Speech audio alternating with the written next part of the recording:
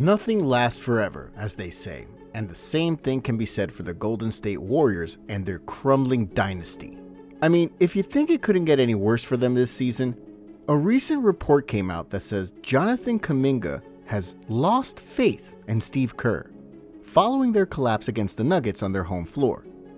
See, in that game, JK was off to a hot start, scoring 16 points in just 18 minutes, and his solid production has been crucial in building their lead, which went up to as much as 18 points.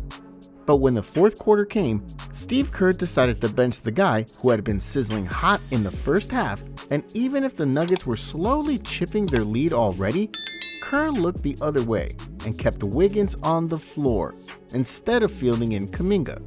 Kerr didn't make any major adjustments when the Nuggets were having their comeback, and in the end, Kerr paid for his stubbornness when Jokic delivered an off-the-bank buzzer to leave the people inside the Chase Center completely stunned. Soon after that, that's when the news broke out. JK already had enough of Steve Kerr. Now, in Kerr's defense, here's his response when reporters asked why he benched JK in the fourth. He was playing great, and his normal time to go back in would have been around the 5-6 minute mark. And Wiggs was playing great, and we were rolling. We're up 18, 19, whatever it was.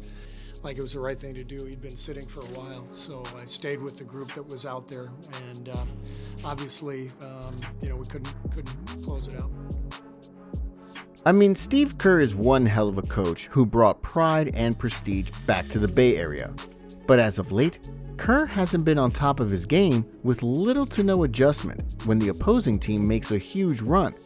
And in that game against the Nuggets, that was not a Wiggins problem, a Kuminga problem, nor a team problem. Because to me, the reason why the Dubs fumbled that game was because of Steve Kerr. In short, it was a coaching problem.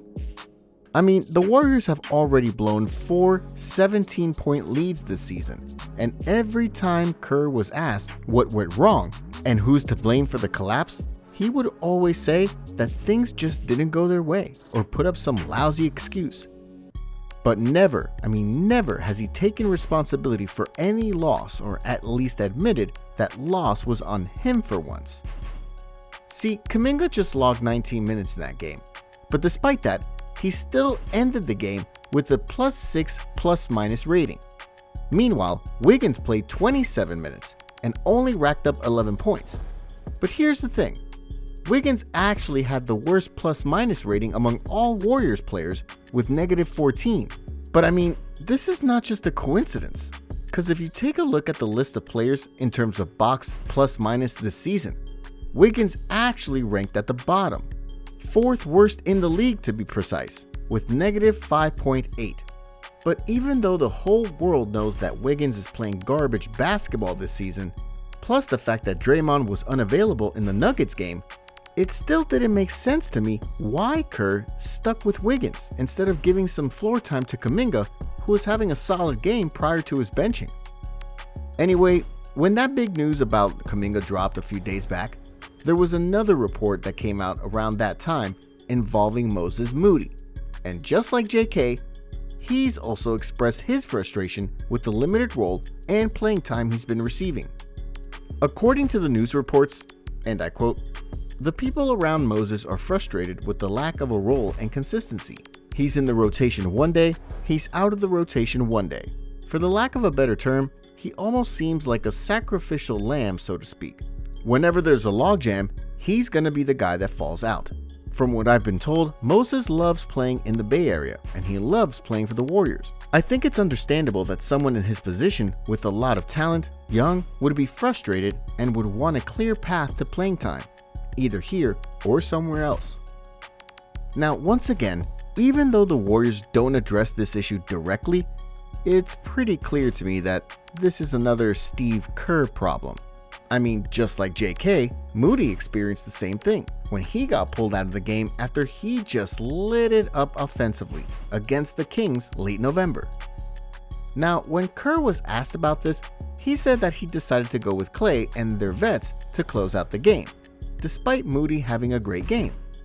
As you can see, there's a clear pattern emerging here, and that is, Steve Kerr will always play his vets in late game, even if they're struggling throughout the season or having a bad game that night. There were times I understood Kerr from benching the young guns due to their inexperience, but JK and Moody are in their year 3, and without question, both of them have paid their dues already, so to speak. I mean, how can these young guns grow and improve if you don't play them?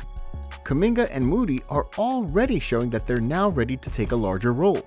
But if you restrict their playing time or bench them all of a sudden when they're hot or in rhythm, then I really don't know what type of message or lesson you're trying to get across. Anyway, if there's any silver lining to the piling problems that the Dubs are having right now, the NBA has recently reinstated Draymond Green following a 12-game suspension and is expected to return soon to the Dubs lineup. But now that he's back in the fold, people are still speculating that Draymond is going to be traded after this video went viral. See, in this video, the paparazzi have caught a man who appears to be Draymond stopping by at LeBron's 39th birthday in LA during the time when he was serving his suspension and supposedly undergoing counseling. Now, we all know that LeBron and Draymond are close friends, so, there's really nothing going on here. But at the same time, we're also aware of the struggles that the Lakers are currently facing, and given their connection, it's not impossible that Draymond could jump ship to LA, especially with how bad the situation is shaping up in the Bay Area right now. Anyway, in my view, the Dubs dynasty, or whatever's left of it, lies in the hands of Steve Kerr and Mike Dunleavy Jr. With Draymond back, is Steve Kerr still going to start Jonathan Kuminga? And if he reinserts Draymond into the starting lineup, how does JK handle this given that he already expressed his frustration with Kerr? And if that happens, will JK finally request to be traded? Well, with the trade deadline looming, let's explore some trade scenarios because I really believe that the Dubs are going to make major moves really soon. With JK and Moody raising concerns about their role and playing time, I think it's a win-win situation for the Dubs if they let them go in exchange for a skilled big man that would complement Steph. I mean, their lack of legit bigs is one of the lingering problems that has been haunting the Dubs in the last couple of years. Teams right now are getting bigger, while the Dubs are still sticking with their small ball. And as we all know, the results are not favoring the Dubs as they frequently get demolished inside by bigger teams with elite unicorns. One trade that they could do is to package both JK and Moody, plus a draft pick, and target a sweet shooting big like Lauri Markkanen. This is a win-win trade for both the Jazz and the Warriors. The Dubs always liked multifaceted bigs who can shoot and play D on the other end, and certainly a guy like Markkanen fits this profile. With Wiggins and Clay both struggling, Markkanen can give the Dubs some solid scoring punch from inside and out, and help out Steph to carry the offensive load from time to time. Meanwhile, as for the Jazz, Moody and JK would definitely thrive in a rebuilding team, and there's no doubt that they will get all the floor time that they've always wanted playing alongside Jordan Clarkson and John Collins. Apart from Markkanen, one of the names that have been making a lot of noise as of late in the trade market is Pascal Siakam. Siakam's name has been heavily linked with the Warriors in the last couple of weeks, and if the Dubs go for it, they would have to send either Kuminga or Moody and package either of them with Draymond Green. If this is pushed through, the Warriors are going to get an upgraded version of Draymond Green who can provide 25 to 30 points a night, and even though he's not at par with Draymond in terms of defense, Siakam is a lengthy and versatile defender who can guard from 1 through 5 positions and plays decent defense as well.